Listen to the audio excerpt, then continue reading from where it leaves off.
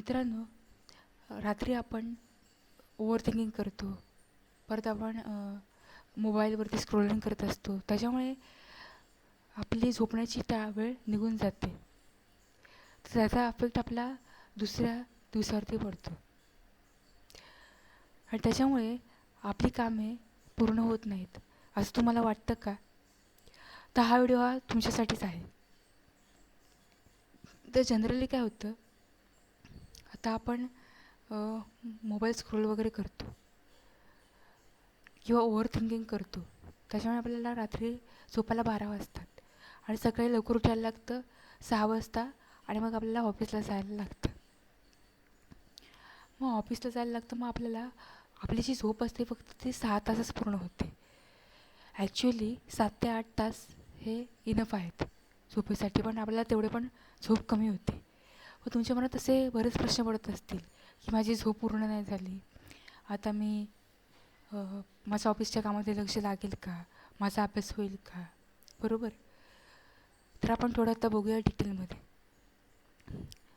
मित्रांनो, बरोबर आहे, झोपेची वेळ म्हणजे झोप ही आपली 7 ते 8 तासामध्ये व्हायलाच पाहिजे. त्याच्यामुळे आपले हार्मोन्स वगैरे व्यवस्थित होतात, आपली बॉडी रिलॅक्स राहते. हे सगळं खरं आहे. पण जर मी फक्त 6 तासच झोपले तरी तरी पण मी कामे करू शकते. तास आपण माझे पूर्ण करू शकते.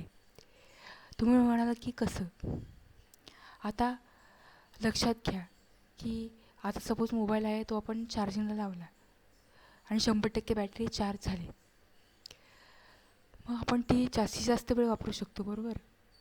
पण जर चार्जिंग मोबाईलचं कमी असेल, म्हणजे 70% फक्त बॅटरी असेल, तर पण ती आपण वापरू शकतो का? हो, वापरू शकतो. थोडा कमी वेळ आपण यूज करू शकतो, पण करू शकतो.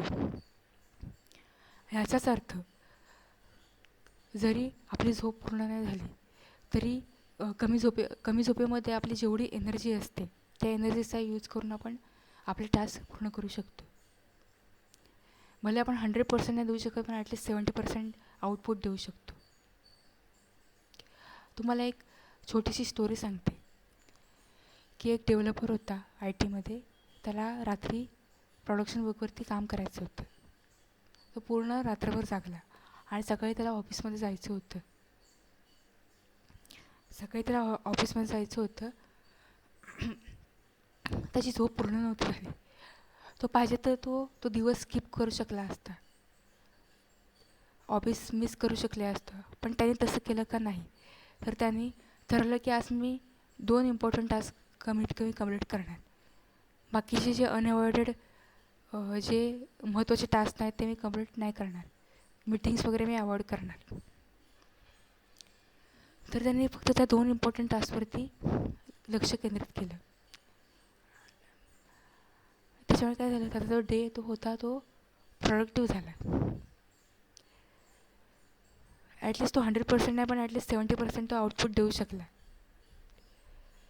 याचाच अर्थ की आपला असा बिलीफ असतो की आपली झोप पूर्ण नाही झाली तर आपण कामे करू नाही शकणार.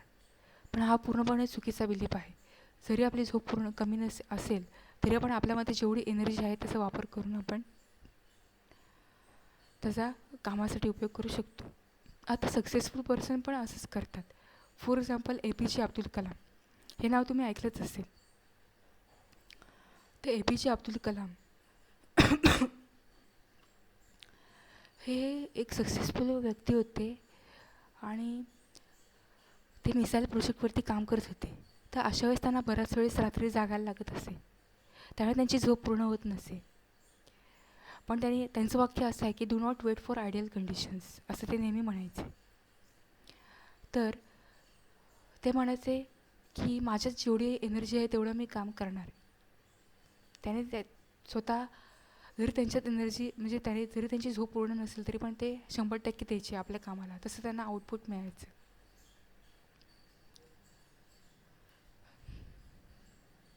आता अजून उदाहरणं द्यायची झाली तर डॉक्टर्स असतात, नर्सेस असतात, ओके, वर्किंग मदर्स असतात. ह्या सगळ्यांना फक्त 4 तासाची झोप मिळते. वर्किंग मदर्स म्हणजे ज्यांना बाळ असतात, ज्यांच्या घरी बाळ आहे, त्यांना झोप लागत नाही, तरी पण ते आपल्या प्रायोरिटीज डिसाईड करतात, त्यानुसार काम करतात, कमीत कमी टास्क ते पूर्ण करतात.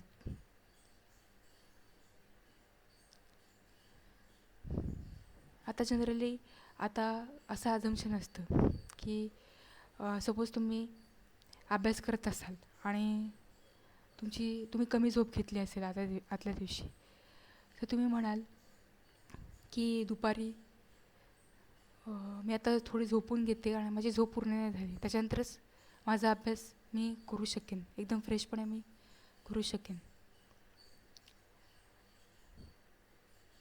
पण ॲक्च्युली हा एक बिलीफ आहे. जसं तुम्हाला मी आत्तापर्यंत एक्सप्लेन केलं, हा एक बिलीफ आहे. ठीक आहे, दुपारी मला जरी झोप येत असली तरी मी एक इझी टास्क करीन, इझी स्टडी करीन, थोडासा लाईट स्टडी करीन. मी पाहिजे तर मी त्याच्या बदल्यात मी रिव्हिजन करू शकते. पाहिजे तर थोडंसं मी वॉक करू शकते, फेस वॉश करू शकते,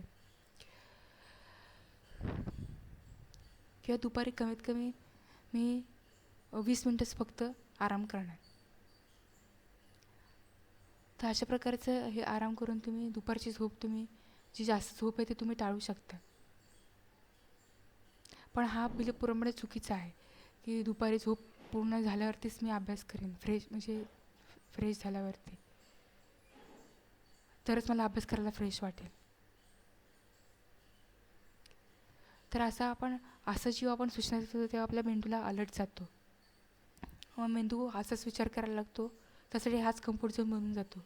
एक त्याची सवय होऊन जाते की रात्री जागायचं, दुपारी अभ्यास करायचा, दुपारी झोपायचं, अभ्यास करायचा, असं एक रुटीन बनून जातं. तुम्ही रात्री जागता त्याच्यामागे पण तुम्ही काहीतरी मेंदूला सिग्नल देता. जसं की आता काही लोक रात्री जागतात, तर आणि ते घरी असते तर ते म्हणतात की ठीक आहे, दुपारी मी झोपणार आहेच, दुपारी ती झोप माझी रिकवर होणारच आहे. त्यामुळे काही लोक रात्री जागतात. काही लोक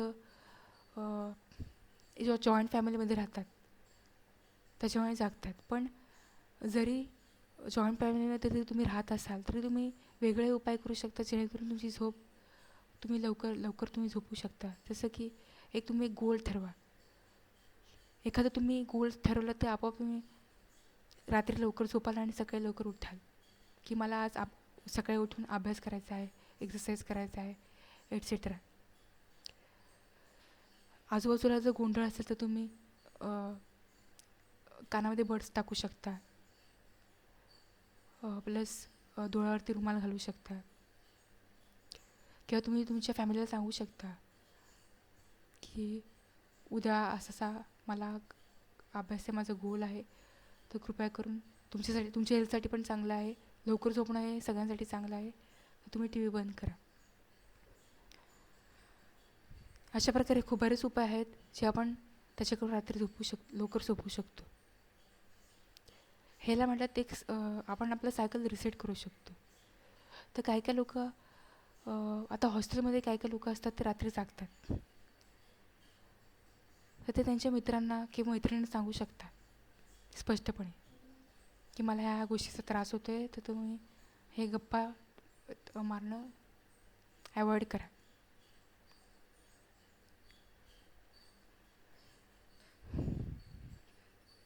आणि तुम्ही जरी 5 मिनटं त्यांच्याशी बोलायला गेला तरी पण तुमचा टाईम वाढेल. तर अशा वेळेस तुम्ही जिथे झोपता तिकडचे तुम्ही लाईट बंद करू शकता, मित्रांना सांगू शकता, तुमची उशी थोडीशी दूर ठेवू शकता, जेणेकरून तुम्हाला त्यांच्या गप्पा ऐकायला येणार नाहीत. आणि ह्या सगळ्यामागचं कारण काय आहे, हे जे तुम्हाला सांगते सगळ्यामागचं कारण काय आहे, तर सकाळी एनर्जी आपली हाय असते, रात्री थोडीशी आपली लो असते. जर तुम्ही रात्री जागत राहिलात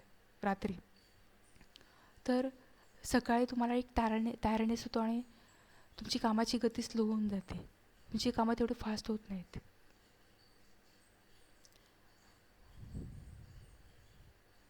त्यामुळे तुम्हाला हे तुमचं सायकल तुम्हाला रिसेट करावं लागेल. आणि झोप नाही पूर्ण झाली तरी पण तुम्हाला मी सांगितलेलं आहे, तुम्हाला कमीत कमी चांगलं म्हणजे दोनच फक्त इम्पॉर्टंट कामावरती भर द्यायचा आहे. जे ऑफिसमध्ये जातात त्यांनी फक्त 2च इम्पॉर्टंट टास्कवरती भर द्या. आणि जे घरी असतात ते लाईट स्टडी करू शकतात. जे इझी टास्क असतील ते करू शकतात.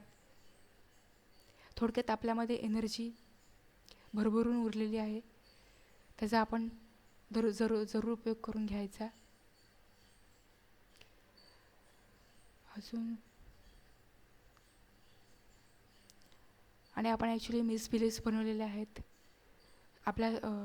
आपण असं म्हणतो की आपली झोप पूर्ण नाही झाली तर काहीच नाही होऊ शकत. असं नाही आहे, हे पूर्णपणे चुकीचं आहे.